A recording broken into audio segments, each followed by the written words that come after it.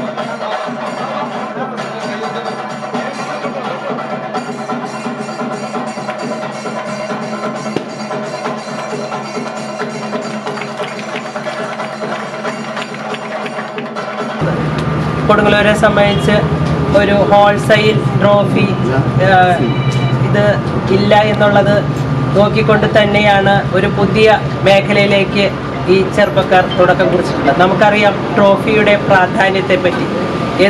ഒരു ചെറിയ ഒരു ഫംഗ്ഷൻ കഴിഞ്ഞാലും അതേപോലെ സമ്മാനങ്ങൾ കൊടുക്കുമ്പോൾ എപ്പോഴും നമുക്കൊരു ട്രോഫി കിട്ടിയാൽ ജീവിതകാലം മുതൽ അവസാനം വരെ കാത്തു സൂക്ഷിക്കുന്നതാണ് ഈ ട്രോഫി എന്ന് പറയുന്നത്.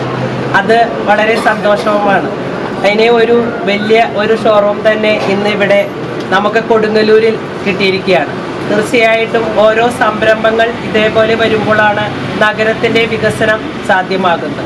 അതേപോലെ സംരംഭങ്ങൾ വരുമ്പോൾ അവിടെ വികസനം വരുന്നു, അതോടൊപ്പം സാമ്പത്തിക മേഖല ഭദ്രപ്പെടുന്നു, ആ നാട് വികസിക്കുന്നു, ആ പ്രദേശം, അതേപോലെ എല്ലാ മേഖലകളും പരസ്പരം ഇതേപോലെ കൈകടത്തി വരണം. ഒരു കൂട്ടം ആളുകൾ ഒത്തൊരുമിച്ച് ഇതേപോലെ പ്രവർത്തന മേഖലയ്ക്ക് നമുക്ക് ഇനിയും ഒത്തിരി സാധ്യതകളുള്ള നഗരമാണ് നമ്മുടെ കൊടുങ്ങല്ലൂർ എന്നുള്ളത് നമുക്ക് എല്ലാവർക്കും അറിയാം. ചരിത്രമുറങ്ങുന്ന കൊടുങ്ങല്ലൂരിൽ ഇനിയും ഒത്തിരി സംരംഭങ്ങൾ വരേണ്ടതും അത് മുന്നോട്ട് നല്ല രീതിയിൽ കൊണ്ടുപോയി അവരെ സഹായിക്കേണ്ടതും നമ്മളുടെയൊക്കെ ഓരോരുത്തരും കർത്തവ്യം തന്നെയാണ്.